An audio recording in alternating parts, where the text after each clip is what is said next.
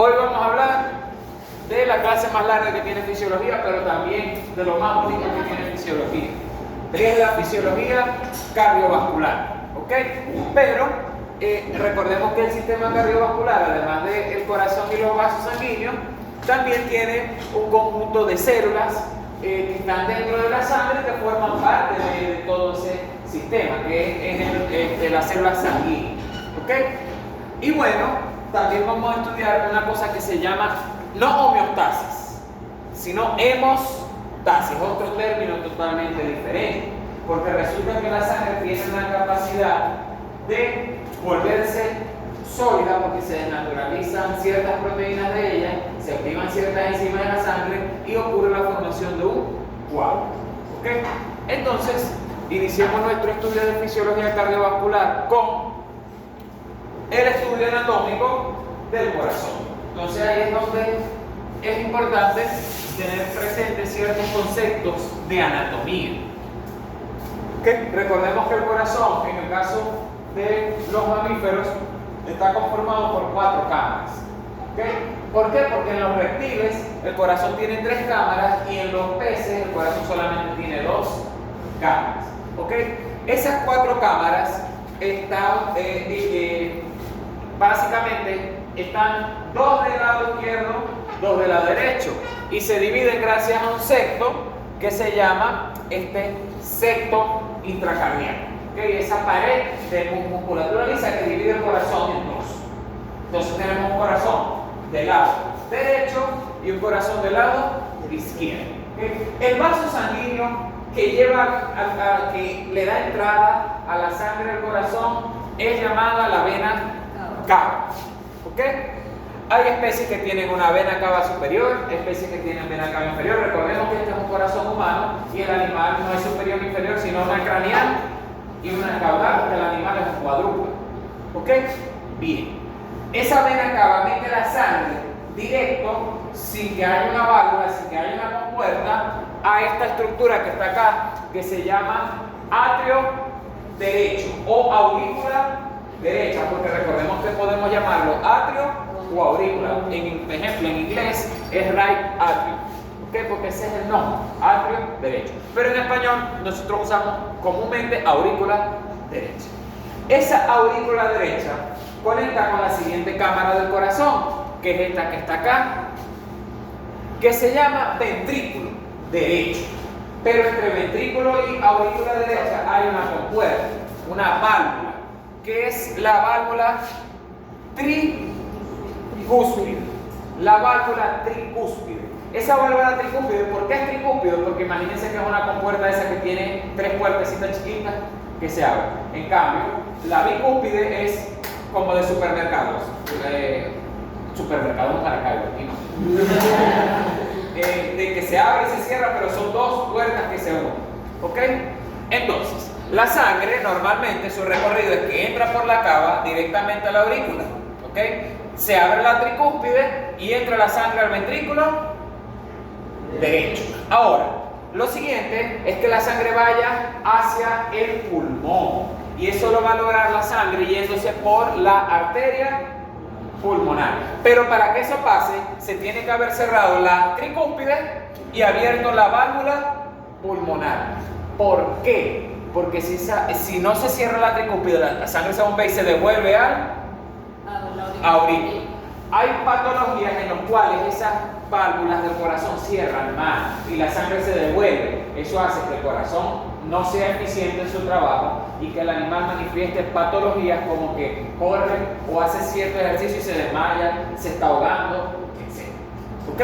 Entonces, se cierra la tricúspide, se abre la válvula de la arteria pulmonar y se va a la sangre a través de la única arteria que lleva sangre desoxigenada, que es la arteria pulmonar. Llega al pulmón, llega a los alveolos, clase número próxima de la materia que es respiratorio, la sangre se oxigena y vuelve la sangre otra vez, pero ya no a través de la arteria pulmonar, sino de las venas. ¿Y dónde llega la sangre?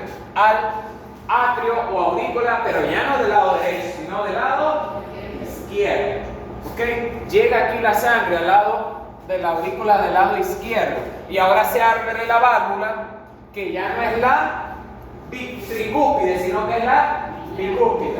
A la bicúspide también se le llama válvula mitral.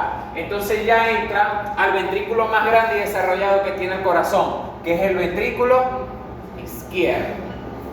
¿Ok? Este ventrículo es el más grande y desarrollado porque tiene que bombear la sangre a todo el cuerpo. Este solamente bombea hacia los pulmones. Ok, este ventrículo se contrae, se cierra esta válvula, que es la válvula mitral, y se abre la válvula aórtica y sale la sangre a presión, ok, a máxima presión a través de una arteria que va a aguantar esa presión porque tiene fibras elásticas, porque es una arteria elástica que se llama la aorta, ok, la aorta. Eso son los elementos anatómicos y recámaras y válvulas que tiene el corazón. Y tenemos que conocerlas. En fisiología hicimos una práctica con un bovino, el animal estaba muy calmado, no se lo escuchaban bien, el estetoscopio no estaba tan bueno, pero la idea es que asistamos al campo, cuadremos una práctica para que hagamos ocultación de respiratorio, de cardíaco, ¿ok? Trabajemos con el estetoscopio, trabajemos con los síntomas y signos del animal que puede tener afectado el equilibrio hídrico, el respiratorio, etc. ¿Ok? Yo sé que a ustedes, precisamente ustedes no, ustedes están relajados, ustedes han salido y van a seguir saliendo porque tenemos bastantes prácticas pendientes. Estamos más crudos. Porque ustedes son negros. Yo creo, ya no tomen cuenta para nada. Usted entiende, ¿verdad? Que sus compañeros lo perjudican por esa. Yo creo que salió más el primer semestre que nosotros que vamos por tercero. Bueno, pero el problema es que yo tengo que enfocarme un poquito más en ellos porque ya ellos en nada tienen el TCU. Y en nosotros que se Entonces, enfoca. bueno, ya cuando ustedes están tal, me toca enfocarme en ustedes. Ya ellos van para el TCU próximamente. ¿Ok? Bueno, el corazón tiene varias capas. La capa interna del corazón se le llama endocardio. La capa muscular del corazón recibe el nombre de miocardio. ¿Okay? El corazón luego está cubierto por una capa que se llama el epicardio. Y resulta que todo el corazón, todo el epicardio, está cubierto por una telita, ¿ok? Que es un tipo especial de pleura que se llama el pericardio. ¿Ok? Pericardio.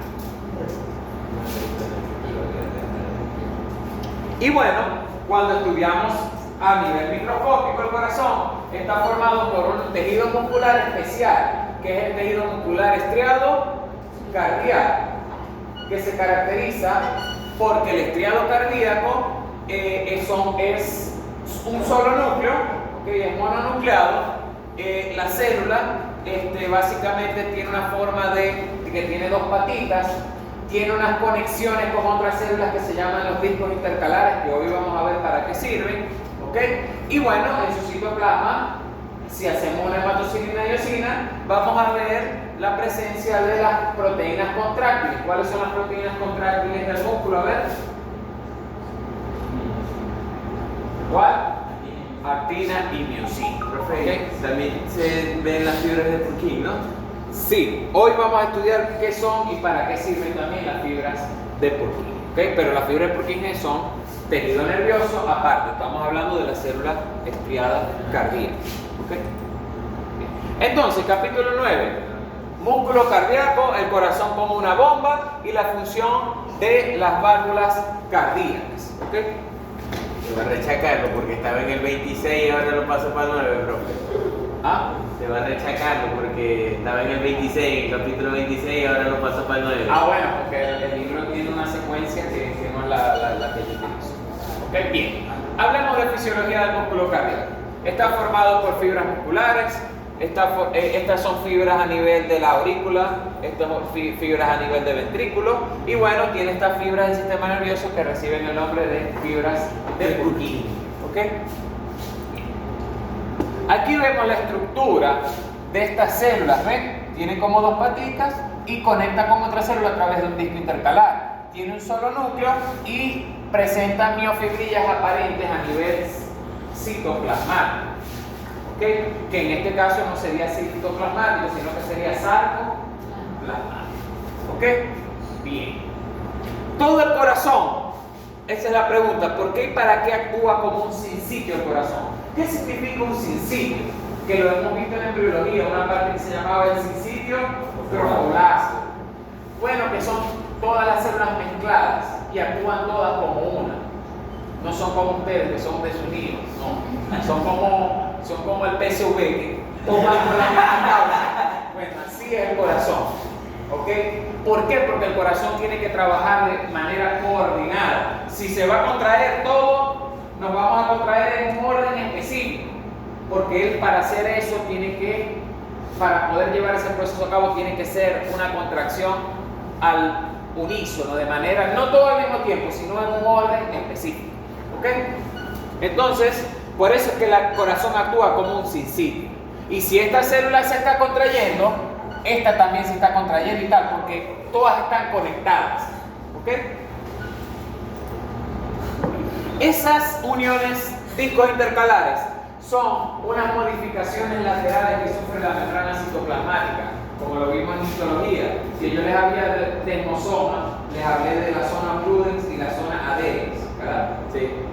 Entonces, ¿qué son esas uniones GAP? Esos discos intercalares son unas que se llaman uniones GAP, que son canales. Esas uniones que tienen discos intercalares son unos canales.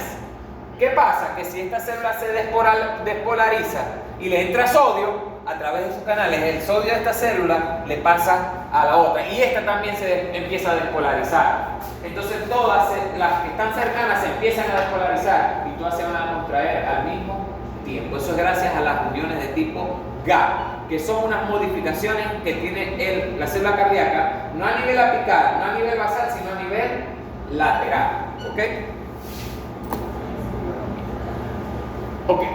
Hay una pregunta que es: ¿cuál es la diferencia entre el potencial de acción común y silvestre que conocemos en las células musculares eléctricas y en las células nerviosas con las del corazón? Bueno, que la del corazón tiene forma de meseta, de mesa. Una meseta, una colina así plana arriba. ¿Por qué tiene forma de meseta? Bueno, porque tiene una fase de reposo, tiene una despolarización, la sobreexcitación. Y luego viene, en vez de la repolarización de una vez, viene una fase de meseta, para luego repolarizarse y volver al reposo. ¿Ok? La meseta. La meseta. ¿Por qué ocurre esa fase de meseta? Bueno, como un potencial de acción común, de barrio, silvestre, típico, primero se caracteriza porque se abren canales de sodio rápidos y entra el sodio y la célula empieza el proceso de despolarización hasta llegar a su pico de sobreexcitación. ¿Qué ocurriría en un potencial de acción normal?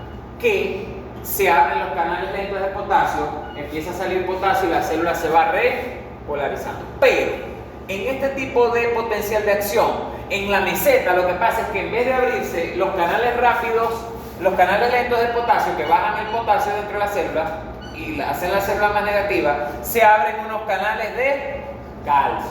Y al abrir esos canales de calcio, el calcio entra a la célula cardíaca, ¿ok? Y la repolarización no se da, sino que se mantiene ese potencial electropositivo por un lado, se mantiene esa despolarización. Luego que termina la fase meseta, se cierran esos canales de calcio y se abren los lentos de potasio y empieza el proceso de repolarización, al igual que ocurre en la célula muscular estriada esquelética y en el potencial de acción de las células nerviosas. ¿Ok? Entonces, la razón del potencial de acción es porque es diferente, porque tiene una etapa de meseta que se da gracias a que se abren unos canales especiales que tienen las células cardíacas de calcio, que mantienen la despolarización por un rato y que no se haga nada más sobreexcitación y de una vez se va. Aquí lo tienen con dibujitos. Vemos que canal de sodio sube el potencial despolarización. Sobreexcitación, se cierran los canales de sodio, pero se abren canales de calcio. Y el calcio empieza, a pesar de que están abiertos potasio, el calcio entra y hace que eso se mantenga en meseta hasta que se cierran los de calcio y ahora sí empieza a salir el potasio. Luego, para reacomodar los electrolitos dentro de la célula, bueno, para eso está la bomba de sodio-potasio, ATP ácido. ¿Ok?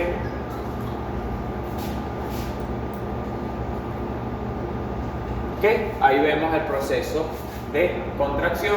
¿Y qué pasa? Que si esta célula está realizando el proceso, como aquí hay una unión gap, el sodio que entra a esta célula también puede pasar a la célula de al lado. Despolariza la de al lado, la otra abre sus canales también y empieza a distribuirse todo ese potencial de acción por todo ese sitio que es el corazón.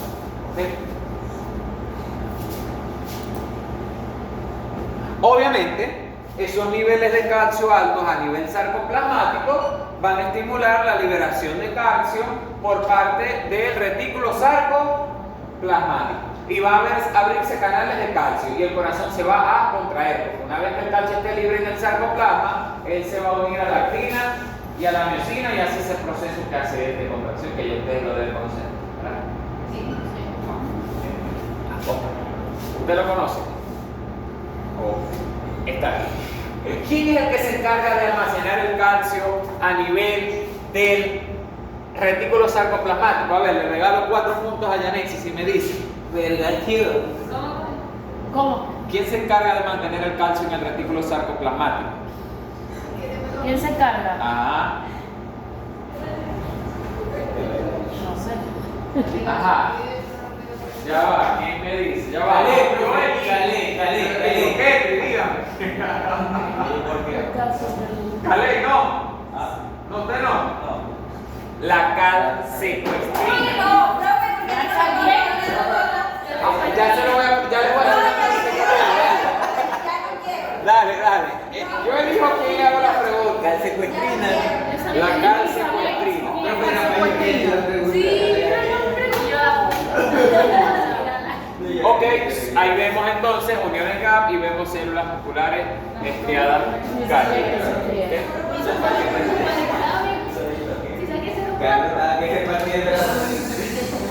No, pero yo elijo a quién le hago la pregunta. Está bruto, pues. calsecuestrina. Ajá. Ciclo cardíaco. ¿Qué es eso? Bueno, es el proceso que está llevando constantemente el corazón para realizar su trabajo. El ciclo cardíaco se compone de una fase que se llama sístole, que es la contracción del miocardio, ¿ok? Y una fase de llenado, donde él se está llenando de sangre, que se relaja, que es la fase que se llama diástole. ¿Ok? Ya saben entonces qué es. Entonces, un ciclo cardíaco no es más que una sístole y una diástole, una sístole y una diástole. Así hasta que se muera el animal carcoño y se le para el corazón. Ok, ese ciclo cardíaco tiene 5 fases.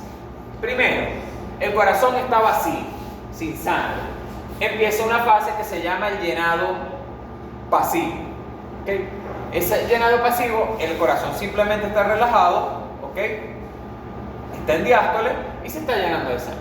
Luego empieza una fase que se llama el llenado activo.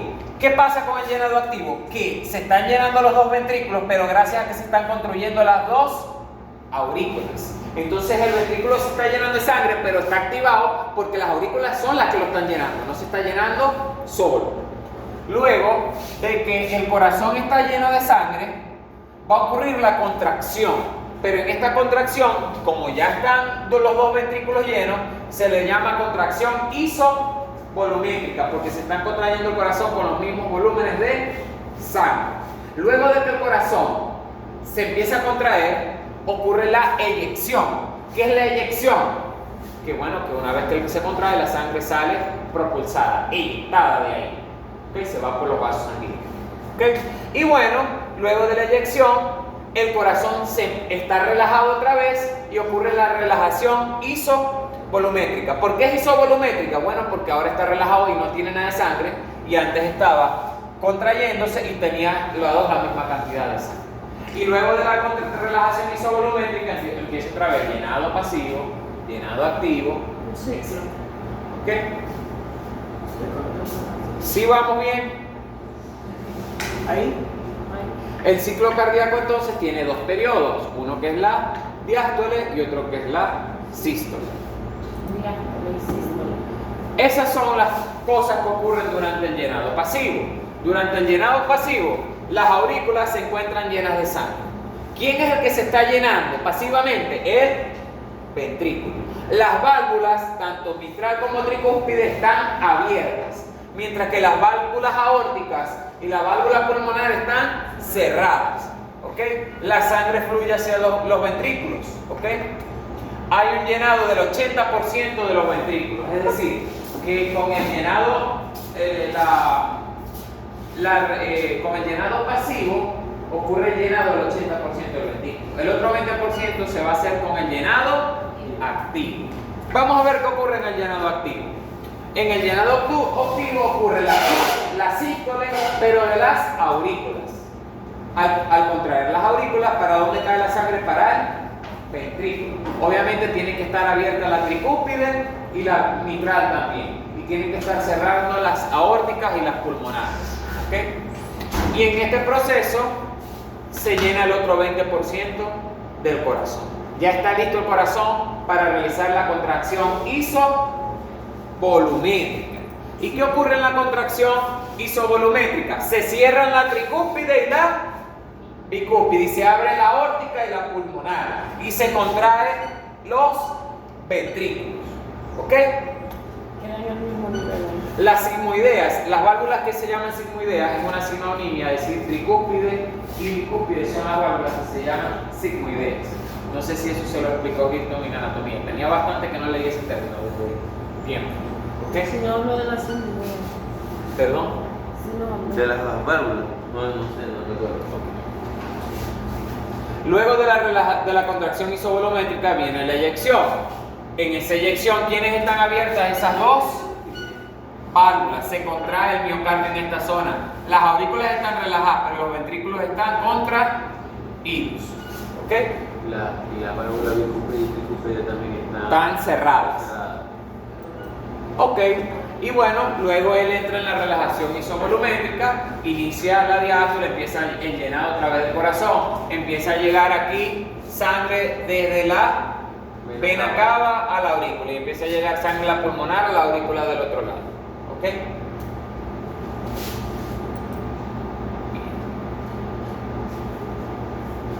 Ajá. Pregunta del examen: ¿cuál es el recorrido de la sangre en el corazón? ¿Cómo ocurre el proceso del ciclo cardíaco? ¿Qué es la relajación isovolumétrica, contracción tal? Todo eso. ¿Qué es la diástole? ¿Qué es la sístole? Puro cuento. Bueno, ¿por qué y para qué el corazón actúa como un sinsitio? Bueno, porque ya vimos que primero se tiene que contraer esta parte del corazón y después se contrae la de abajo. No se puede, el corazón no se contrae todo al mismo tiempo. ¿Ok? Porque si se contrajera todo al mismo tiempo, el corazón reventara. Entonces, tiene que contraerse primero las aurículas y luego los ventrículos. Y los ventrículos se van contrayendo desde esta parte de abajo hacia arriba, porque si lo hacen así, ¿para dónde se va la sangre? A la pared, y aquí no va a salir la sangre. Entonces, todo eso ocurre porque el sistema nervioso inerva el corazón a través del simpático y el parasimpático. Y el corazón tiene como dos nódulos del sistema nervioso que reciben el nombre de los marcapasos, que es el nódulo subsinusal y el nódulo sinoauricular. Auriculoventricular y este que es el subsinusal. Esos dos nódulos son el marcapasos del corazón, son los que le dicen a él cuándo va a empezar a contraerse, cuándo se va a empezar a relajar. ¿Okay? Ellos trabajan de manera autónoma. Hay personas que tienen problemas con estos dos nódulos, entonces hay que ponerle un marcapasos, pero que es electrónico. Ese es el director de la orquesta que hace que el corazón trabaje bien. ¿Ok? Eso es como yo en las prácticas, cuando les grito: el hierro, la cepa, la vacuna, el chico. Así, lo voy gritando y dirigiendo. ¿Ok? El marcapaso. Él es el marcapaso. El marcapaso. El número. Aquí, bajando aquí, están los dos nódulos, de ellos salen neuronas. ¿Ok? Está este haz que pasa por el medio del septo cardíaco, que se llama el haz de His. Y el haz de His llega aquí, se divide y inerva todo el corazón. y de las de allí salen muchas fibras de Purkinje. ¿Ok? La corriente en el corazón va así. Llega aquí, llega la corriente aquí, aquí, aquí. Y una vez que llega aquí, ahora sí, se va hacia acá y la contracción empieza desde acá abajo hacia arriba. Aquí vemos unas estructuras que no vimos en la imagen del corazón. Recuerden que el corazón en los ventrículos tiene unos cuerpos que son como tendinosos. Tiene unas que se llaman los pilares y otras estructuras que se llaman las cuerdas tendinosas. ¿Cuál es la importancia de las válvulas, tanto tricúpide como bicúpide? Bueno, porque de ellas depende que el ciclo cardíaco se lleve bien, porque a veces ellas no cierran bien y dejan de volver la sangre y hacen que la sangre se vaya acumulando al corazón. ¿Okay? A veces esas válvulas se infectan cuando el animal tiene una enfermedad bacteriana en sangre, esas válvulas se ven afectadas. El endocardio es muy sensible y ocurre una enfermedad que se llama endocarditis y a ponerle medicamentos a ese animal para ver si se salva. Y a veces no cierra porque hay un parásito que parasita el corazón del perro que se llama, ¿cómo? A ver. Aquí, que están viendo parasitología. Cadet.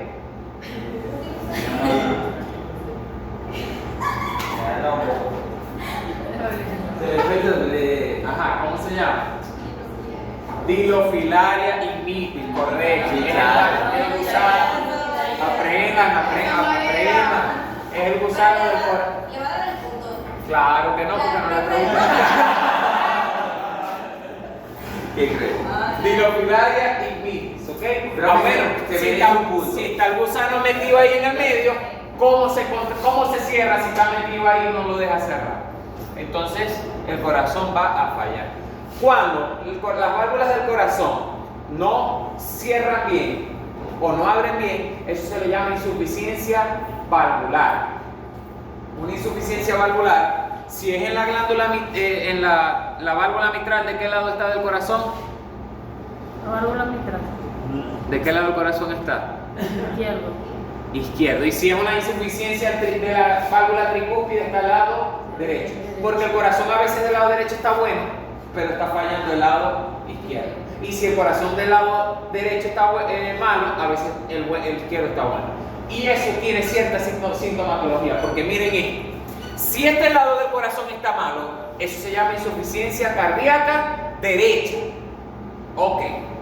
¿Hacia dónde bombea la sangre el lado derecho? Hacia los pulmones. Ok. Le va a llegar menos sangre a los Pulmones. pero toda la sangre, ¿de dónde le llega la sangre al corazón del lado derecho? Por la vena cava. ¿De dónde viene la vena cava? ¿De dónde viene? Depende, tiene De los una parte pulmones. De craneal. todo el cuerpo en general. El cuerpo. Cuando el corazón derecho está afectado, es frecuente ver a las personas con elefantiasis, al animal con edema.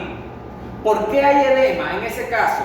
Porque como el corazón no está bombeando el líquido se acumula en los tejidos porque se queda almacenado ahí, porque el corazón tiene que andar bombeando 200 y nada más bombea 100. ¿Y dónde se queda ese exceso? En los tejidos y ocurre edema. Pero es un edema por insuficiencia cardíaca derecha, edema generalizado. En cambio, culos está fallando el corazón del lado izquierdo, ¿qué vamos a ver?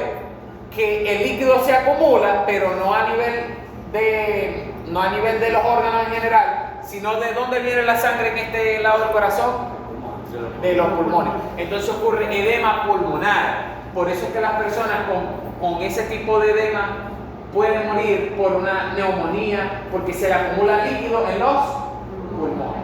Y ahí tenemos que buscar tratar el edema, diuréticos, tal. Pero el problema no es del riñón.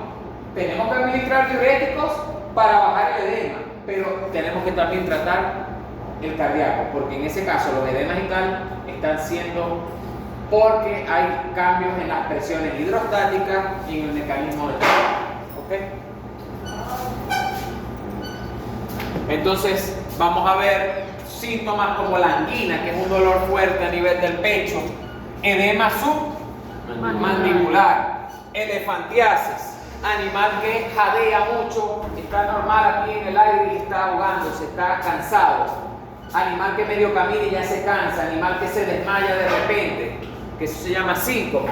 Todo eso tiene que venir un veterinario con su estetoscopio y poderlo detectar en el animal. Si con la vista y tal no lo logra, tiene que hacer tal. ¿Usted ha visto a Andrés alguna vez usar un estetoscopio? Andrés, Nunca. Y porque nosotros en el campo tenemos el ojoscopio. No, somos caimanes y no usamos esa letra. Pero en clínicas de animales clínicas sí hay que hacer usar estetoscopio y ocultar el corazón. Y tenemos que hacer ciertas pruebas diagnósticas de sangre. Y tenemos que usar ecografía. Y ya el dueño está triste porque le hemos quitado $300 y no se lo ofrece. ¿Okay?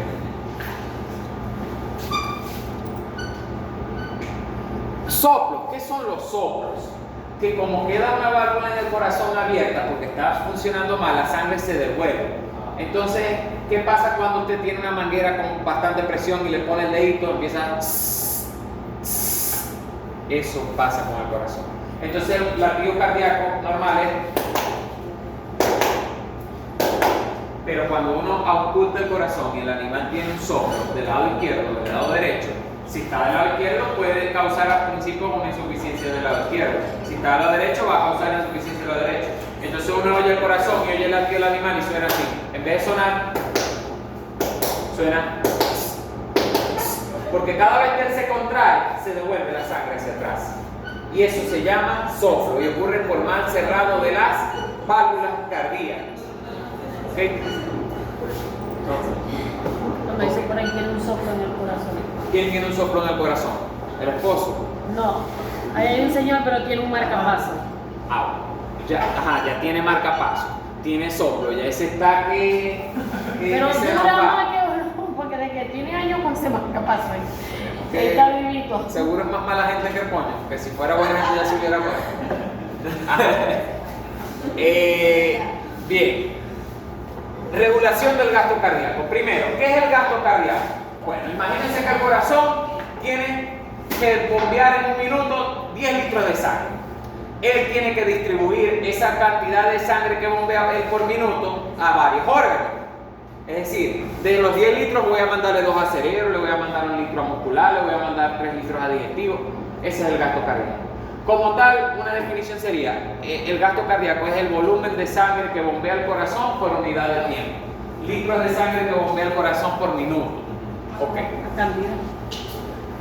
Ese gasto cardíaco está regulado por varias cosas. Primero está la ley de Frank Starling del corazón. ¿Qué es la ley de Frank Starling del corazón? Es una ley que dice que si al corazón le llega más sangre, él va a bombear más sangre y con más fuerza.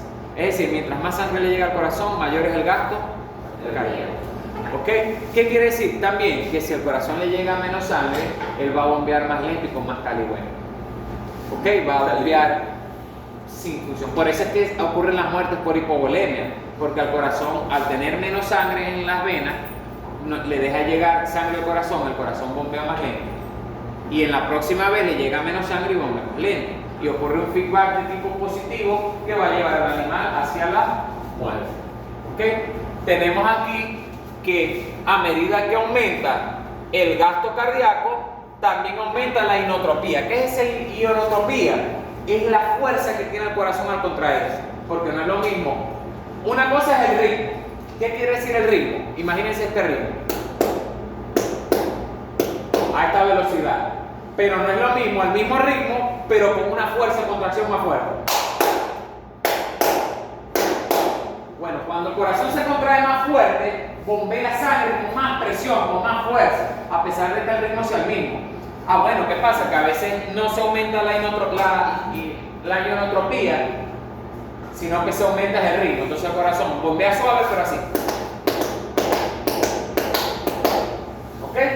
Bueno, pero ese gasto cardíaco, ese corazón, hay unos sistemas nerviosos, tiene sensores a nivel de la pared del corazón que sienten cuando le está llegando mucha sangre al corazón, el miocardio queda así, los ventrículos quedan así de sangre. Entonces ellos, por reflejo, van a apretar más duro y la sangre sale con más fuerza. Y hay mayor gasto cardíaco. En cambio, cuando le llega menos sangre, ellos no bombean con tanta fuerza. ¿Ok? Entonces aquí vemos, según la ley de Frank Starling, a mayor retorno de sangre al corazón, que se le llama el retorno venoso, que es la suma de toda la sangre de todas las venas del cuerpo que llegan a la vena cava y que llegan a la aurícula derecha. Eso se le llama el retorno venoso. Mientras más retorno venoso tenga el corazón, mayor es el gasto cardíaco. ¿Ok? Y más fuerte es la fuerza de contracción del corazón. ¿Por qué las hemorragias causan muerte? Porque al haber menos volumen de sangre hay menos retorno Venoso. y al haber menos retorno venoso el corazón se deprime. Y al deprimirse hay menos retorno y después se vuelve a deprimir más. Y hay menos retorno y un ciclo de feedback positivo, pero que va a llevar a la muerte a la vida. ¿Ok? Una cosa curiosa, ¿dónde está el mayor volumen de sangre? La pregunta de los dos puntos. ¿Dónde está la mayor concentración de sangre en su cuerpo? Díganme. Ajá, díganme. ¿Quién me dice? Ajá. El 65% de la sangre del cuerpo se encuentra en las venas. En las venas.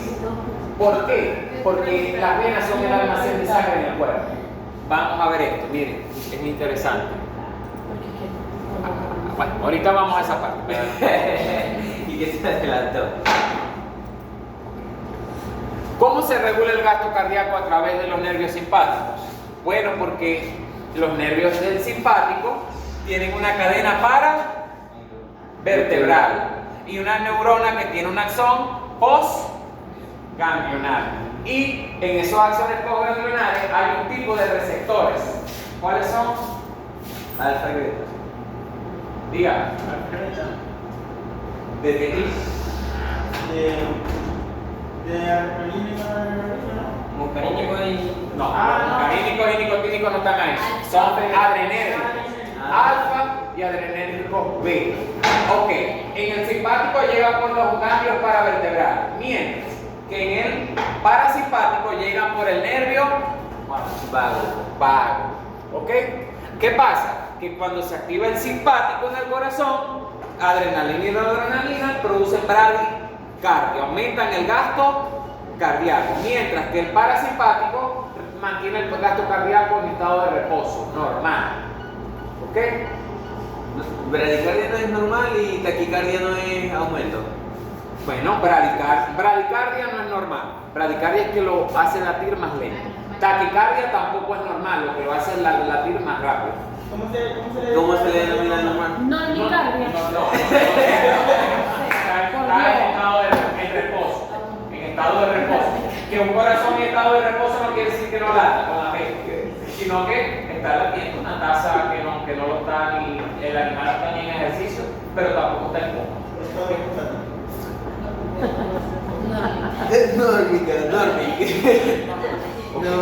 Recordamos que hay cierta conexión del nivel 2, que es a través del autónomo, a través del nervio vago y el simpático y el parasimpático. Hay neuronas motoras sensitivas del sistema nervioso, no sé, voluntario. No, porque eso es totalmente involuntario. ¿Okay? El corazón no puede decidir uno cuándo se le para, cuándo no se le para el corazón. Ok, la parte del nervio vago, eso es lo que ya les estaba explicando y lo que hace, eso lo vimos en nervioso, que es lo que hace el parasimpático en el corazón y que es lo que hace el simpático. No lo para y el otro no. El corazón. Es que a mí no se me da esa parte nunca. El corazón. Yo decía, ¿cómo voy a preguntar el examen? ¿Qué hace el parasimpático y qué hace el simpático? Uno lo para y el otro eyacula. Y me pone cero, le dije. Claro. Ok. Entonces, hay ciertas cosas que también afectan el gasto cardíaco. Por ejemplo, la concentración de ciertos iones en sangre. Es normal. Ajá. Acá, compañera.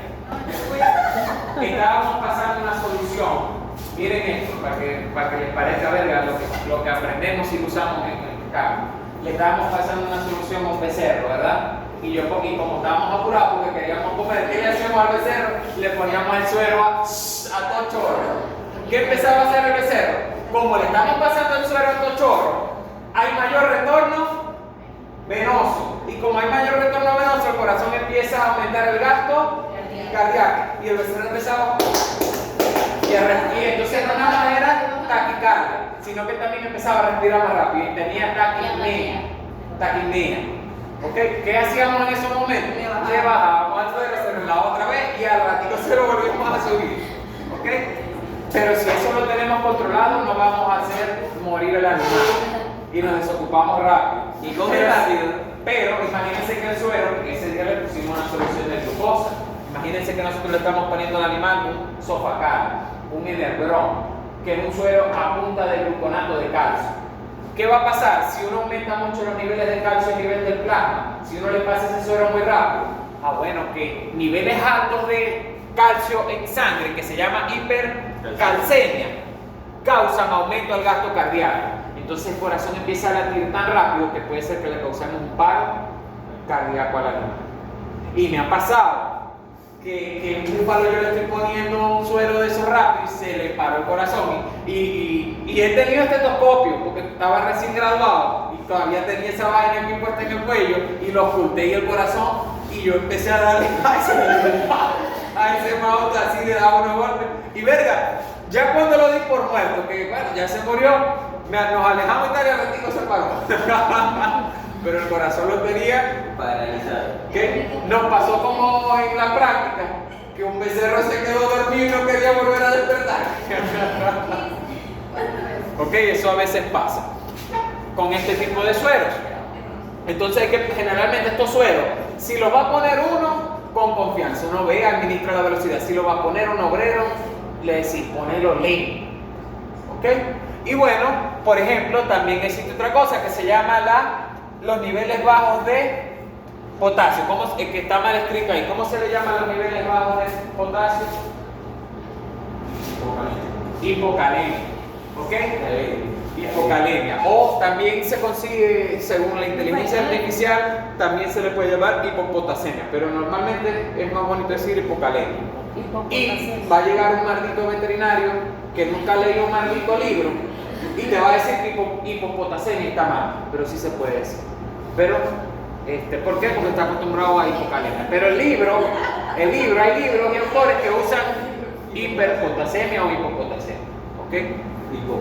En cambio, para calcio siempre es calcemia e hipocalcemia. ¿Qué pasa? Que cuando uno tiene el potasio bajo, normalmente el ritmo cardíaco tiende a disminuir. Por eso es que la persona con el potasio bajo se desmaya, tiene malestar, no puede hacer ejercicio porque de una vez va para el suelo. ¿Ok? Ok, rhythmical excitation of the heart. No, pero a mí me dijeron que, por ejemplo, a ver, Héctor y Michelle. Profe, no sé así porque no lo envió. a mí me dijeron que Gutiérrez tiene inglés con buena nota, que ahora sí va a salir. Héctor y Michelle, pero Michelle hasta coreano sabe. Y japonés, Ok. coreano. Vamos a hablar de esa contracción rítmica del corazón, de ese proceso de excitación del corazón, pero no desordenada, sino de manera rítmica. ¿Ok? Bueno, eso se da gracias a que el corazón tiene unas fibras nerviosas, que son las fibras de Purkinje. Ellas lo que están es estimulando al miocardio para contraerse de manera rítmica, de manera ordenada. Eso ocurre gracias a que tenemos los dos nódulos, que son el nódulo subsinosal o sinoauricular y el nódulo aurículo-ventricular. De ellos sale el haz de His, ¿ok? Y al final el haz de His se divide en varias ramas, ¿ok? Que inervan todo el corazón. Ahí me está grabando. Entonces ese es el componente que le da una inervación, una capacidad de contracción rítmica al corazón, ¿ok? Eso es lo que les explicaba del marcapasos, que es el nódulo sinoauricular y el nódulo aurículo-ventricular. ¿Ok?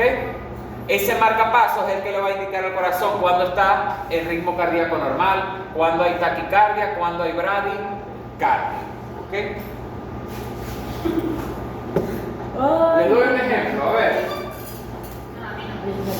Ustedes se quieren con pareja, ¿verdad? Pero usted le agarra el teléfono a él y te aseguro que le da taquicardia.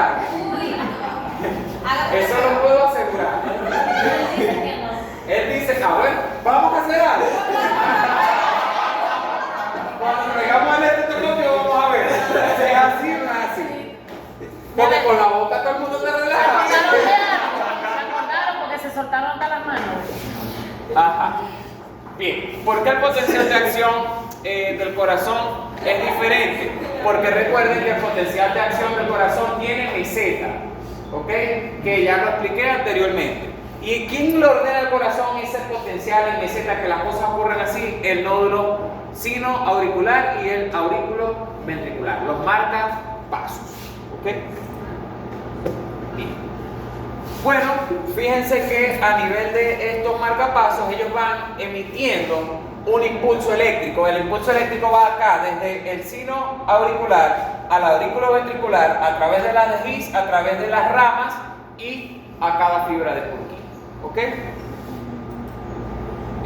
Aquí vemos el proceso de recorrido del impulso eléctrico al corazón, que ocurre de esta manera y después ocurre de esta manera a cada uno de los lados. ¿Ok? Así se contrae el corazón.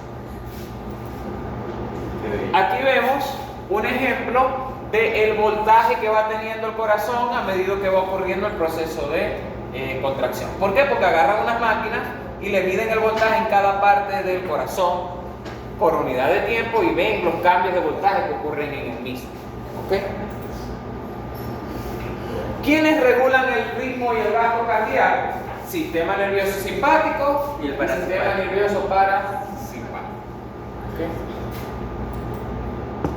Y bueno, este es el caso de pacemaker, un marcapasos. Generalmente él hace siempre el trabajo del más importante de los dos, que es el nódulo subsinusal. ¿Okay? Él manda una frecuencia y así trabaja el corazón. Hasta donde ha llegado a hablar de ¿No puedes jugar fútbol con esa vaina? no sé si una persona así puede hacer ese tipo de ejercicio. No pueden hacer Lo que sí es que hay hackers que los hackean. Porque se trabaja con Bluetooth y tal. Y pueden jugar con la taquicardia y la vaina porque el corazón de la persona. Los hackers hacen la verga por ocio, por joder, ¿me entienden? Y que vamos a ver el video. Vamos a ver. Ok, vamos a hablar de una técnica en la cual como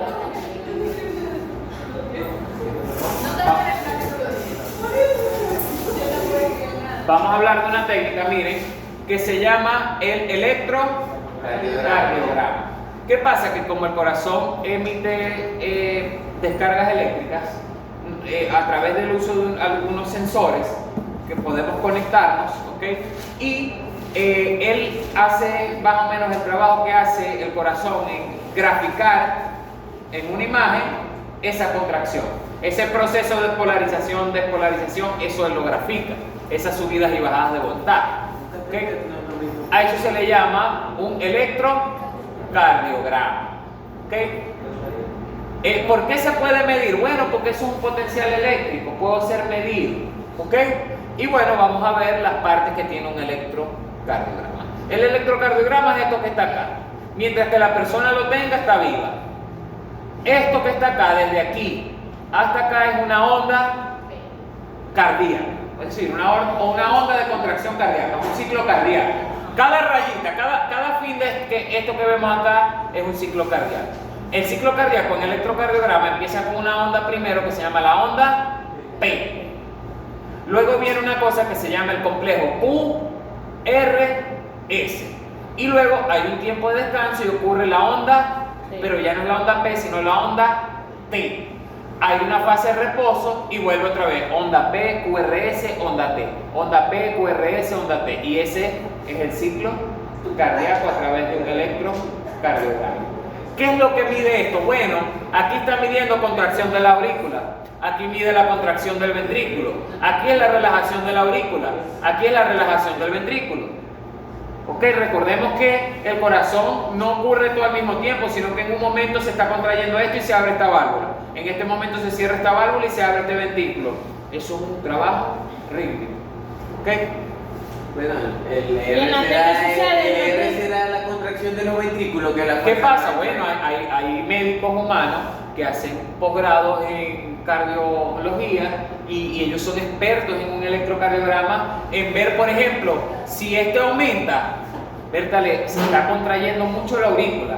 Si, por ejemplo, este está por los suelos, la onda P, ¿qué está pasando? si la onda P no está funcionando bien, no está contrayéndose bien la aurícula y no se está llenando bien el ventrículo y causa estos síntomas, tal. ¿Ok? Ustedes al que les guste, ¿a usted le gusta? Cardiología. Bueno, tiene que irse para Argentina y hacer un posgrado de cardiología en pequeños animales. En pequeños animales, ¿por qué grandes nombres? Porque en grandes animales casi no hay posgrados de cardiología, eso aplica más a pequeños. ¿Cómo más que grandes ahí o...? No, sino cardiología sí, váyase para Estados Unidos a trabajar en un hipódromo, pero haga el posgrado en cardiología aquí en Estados Unidos. De $30,000 el semestre.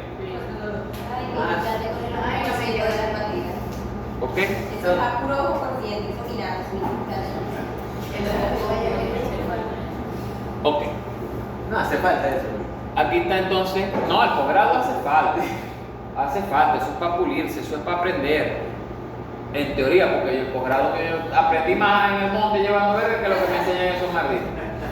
No, fue perder el tiempo. Bueno, pero quiero sacar la tesis y graduarme magíster aunque sea un papel. Así es, aprende uno más en el monte que aquí casi dormido. Pero no es porque el posgrado es malo. No porque es el malo. posgrado es malo.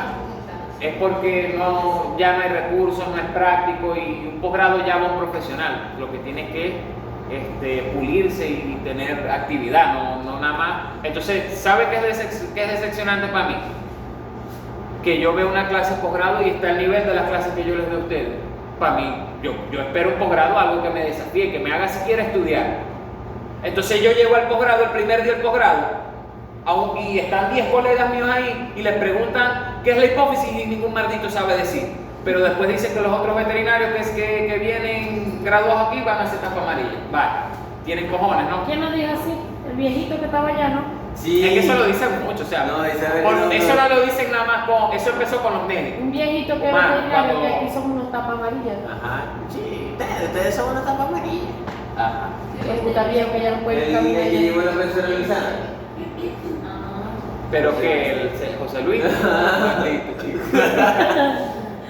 Ajá, mira. No, yo conozco al señor José Luis, yo lo respeto, pero sin verga, no estoy de acuerdo. Así es. ¿Qué es la taquicardia? Bueno, fíjense cómo es el electrocardiograma normal. Fíjense que cuando se acercan más estos ciclos cardíacos es porque el corazón se está contrayendo más rápido. Hay menos reposo. A esto se le llama taquicardia. ¿Ok? En cambio, lo contrario, lo contrario sería esto que se llama bradicardia. Para la materia que les da la profesora Luisana, que se llama semiología, ustedes ya tienen que empezar a aprenderse cuál es la frecuencia cardíaca respiratoria normal en cada especie. Mientras la especie es más pequeña, más rápido le late el corazón. El animal que más rápido le late el corazón es el colibrí. El animal que más lento le late el corazón es el elefante. ¿Qué más quieren que les diga? ¿Ok? No está. El colibrí y el elefante, verga. El momento que en el electrocardiograma esté así, estamos desocupados. Llegan los negritos. Estamos Ahí desocupados. está Ronaldo, míralo, ¿lo viste? Y lo preparó con mucho cariño este examen, profe. Ajá. La semana que viene. Sí, pero. Oh, son las 1:15, estamos temprano. Ajá. Vamos a hablar entonces a terminar esta parte de circulación para que en la próxima clase nada más nos quede la parte de hemostasis. ¿Ok? Hablemos de la circulación. Ya en histología ustedes vieron cuáles son los tipos de arteria, vieron cuáles son las características de la arteria, de La vena la cualquier paquete. Desocupado. Eso sí no se lo enseñan en el monte. Para el corazón. Eso se lo enseño yo aquí en clase, pero en el monte no lo aprende. Esa es la más larga que tiene el humano. La vena cualquier. Hagamos una visión sobre la circulación, la física de la sangre, la fluidez de la sangre y la resistencia. No, ya esto no venga a ver a cualquier, ya esto es de otra marca. Esto, ¿qué es una arteria? Característica y su función. ¿Qué es una vena? Característica y su función. ¿Qué es una arteriola? ¿Qué es un capilar? Ya eso no lo voy a explicar porque lo expliqué en fisiología. Desocupado. En histología. En histología o embriología. Ajá, fíjense que esto es lo que yo les decía. Fíjense que el 84% de la circulación de la sangre, el 84% del volumen sanguíneo está en las venas. Solo un 7% de la sangre está en el corazón. En los otros órganos, en las arterias, está el 13% de la sangre. ¿Ok?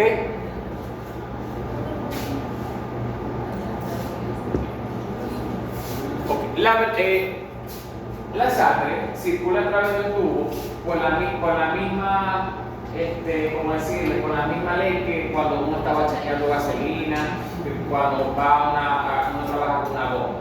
¿Qué pasa? La sangre va por el tubo, que es el vaso sanguíneo, si hay una diferencia en presión, es decir, la sangre viene con la presión del corazón y va desde donde hay más presión a donde hay menos presión. Si la presión en la sangre es de 0, la sangre no se mueve. Si la presión de la sangre es de 10 y aquí es de 10, la sangre no llega a ese sitio, porque la presión siempre tiene que ir de mayor a menor. ¿Okay? Ahora, ¿qué pasa? Que la sangre va por un tubo y hay parte de la sangre que va por el medio. Esa va a más velocidad. Pero la sangre que va pegando a la pared del endotelio va más lento porque experimenta una cosa que se llama resistencia. ¿Okay? Experimenta una cosa que se llama resistencia. Claro, el óxido nítrico inhibe, exactamente, baja la resistencia. Como que está tomando Viagra usted se da y ya sabe cómo trabaja el óxido nítrico, ¿qué le está pasando? A Viagra todavía no hemos llegado. A Vitacel sí. Todavía estamos naturales. Bueno, ¿será que lo ponemos con el electrocardiograma para ver si se pone más taquicardia? Ajá, en el detector de mentiras. ¿Cómo se llama el aparato del detector de mentiras? Ese sí lo debería de probar. El polígrafo. El polígrafo lo que hace es medir eso.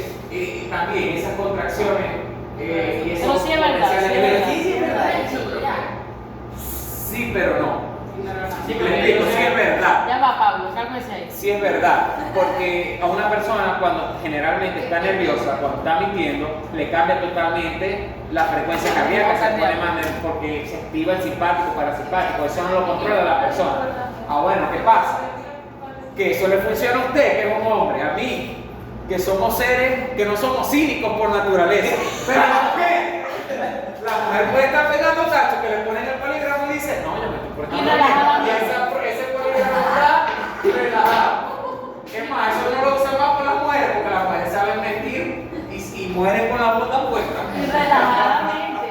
¿Cómo voy a decir? ¿Es o no es? Claro, profe. Claro que es así. Que tienen que aprender de nosotros. Uno no sabe decir mentira. Uno le llega a usted a decir mentira y ya usted sabe. Y usted le cambia la vista. Se pone a sudar. Fíjese que digo, lo de revisar el teléfono y se puso nervioso, ya no.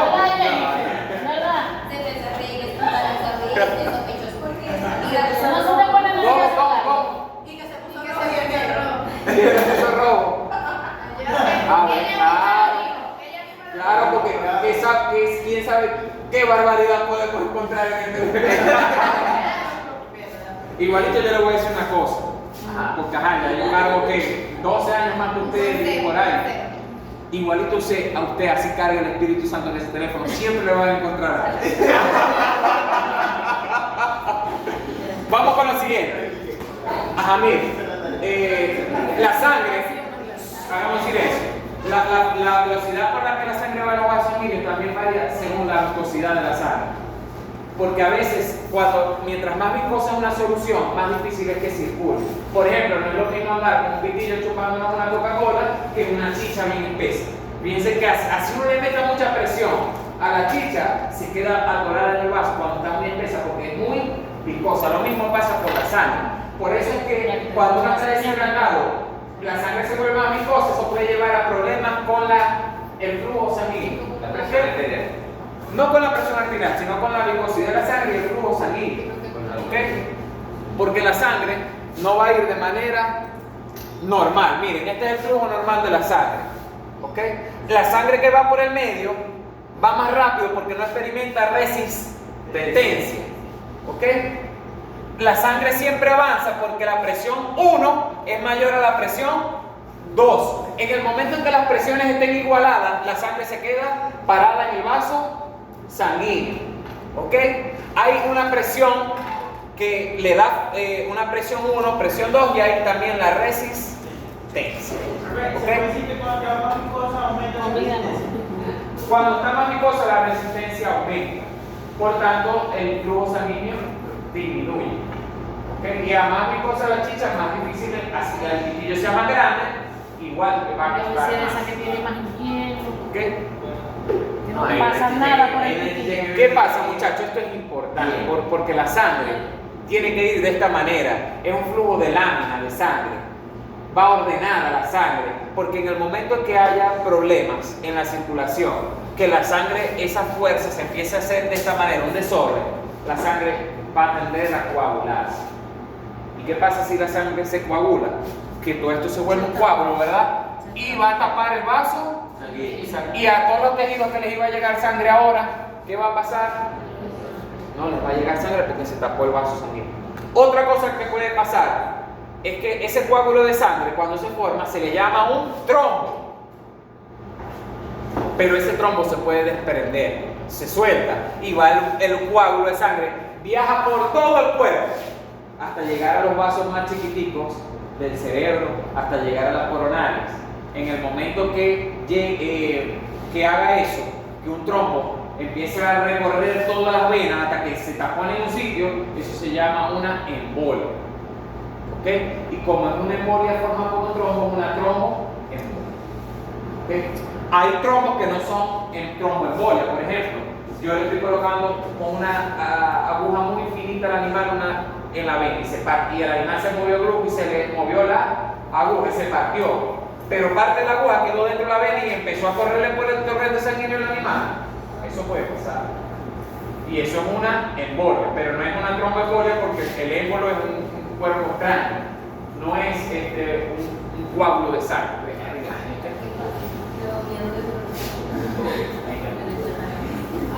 Así que cuando vayan para CDI y que le van a sacar sangre, pila.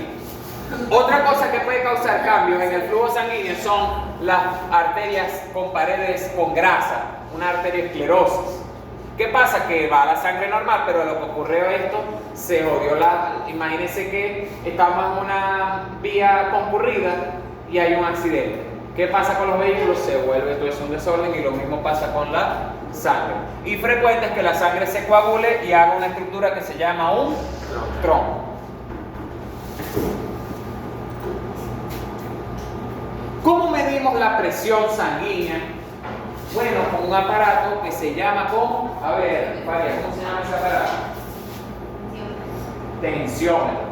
Y generalmente el tensiómetro va a medir la presión en una unidad. ¿Cuál es la unidad que mide la presión sanguínea?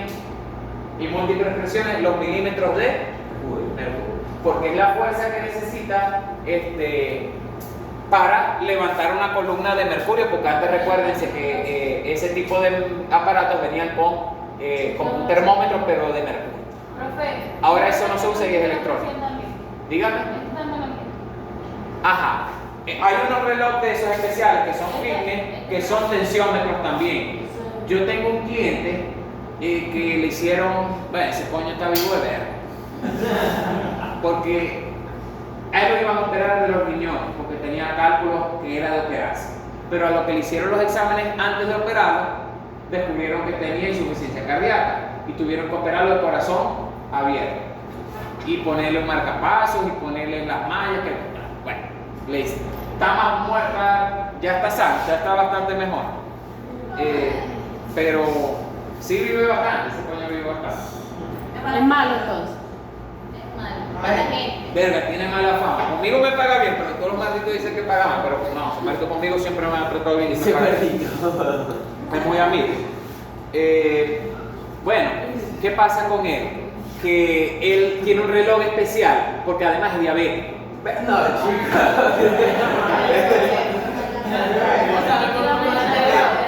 Falta que el hijo sea marico y la hija cachapera. Más nada, para pegarse un tiro. Y otro mongol. él tiene un reloj especial. Ese reloj le mide la glucosa, le mide los latidos tal, y él va para el gimnasio tal y tiene que estar pendiente y regulando eso. Ahora esos relojes hacen todo ese trabajo y es bueno. ¿Okay? Lo que miden es... Yo tengo ahorita la tensión bajita. a lo mejor no le mide la tensión, pero sí le mide los latidos por minuto. Sí, los latidos. Pero no sé si la tensión. Que la tensión es otra cosa. La tensión es otra cosa, porque la presión arterial, o la tensión o presión arterial, lo que mide es la fuerza con la que va la sangre no va a salir. Mientras que los latidos del corazón lo que mide es la cantidad de veces que late el corazón. Y la suya es que le mide la sangre en el oxígeno. La saturación de oxígeno. Okay. Presión, flujo, resistencia. Fíjense, generalmente, ¿dónde hay mayor presión? ¿En qué vasos sanguíneos tienen mayor presión? Las. En cambio, cuando ya vamos a las venas, fíjense que la presión es casi nula. Ah, bueno, aquí hay un poquito más de presión porque son las arterias pulmonares que llevan la sangre para que se oxigene a los pulmones. A ver, 4 puntos para el examen. ¿Quién levanta la mano? ¿Quién levanta la mano? Hágala primero. García, que no le he preguntado nada a ustedes, Rebeca García también. ¿No son familia? Primos, hermano. Ah, bueno. Dígame cómo se llama la arteria que irriga el pulmón.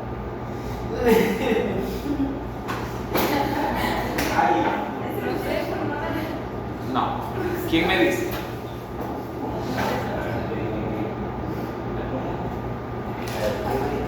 La arteria que irriga el pulmón. ¿Cuál? Ah, dígame, estoy esperando la respuesta, los 4 puntos. No, le dije la otra. ¿Cuál?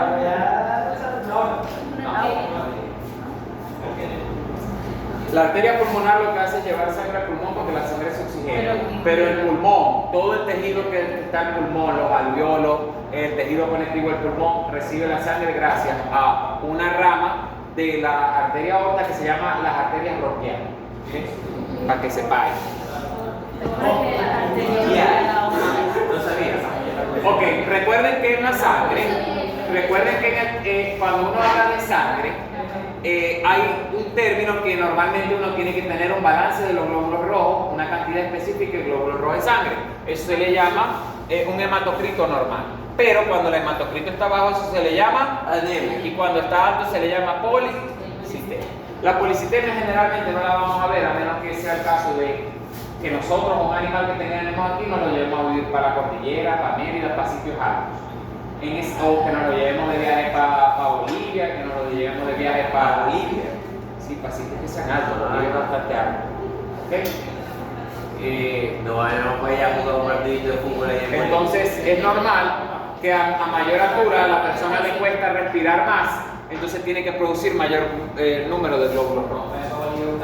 Es decir, que los hígados trabajan más segregando. Vamos a dejar la clase hasta aquí y seguimos la próxima semana. Alguien que me dé un momentico la cola y miren, vamos por la 64 y son 95, ya vamos bien.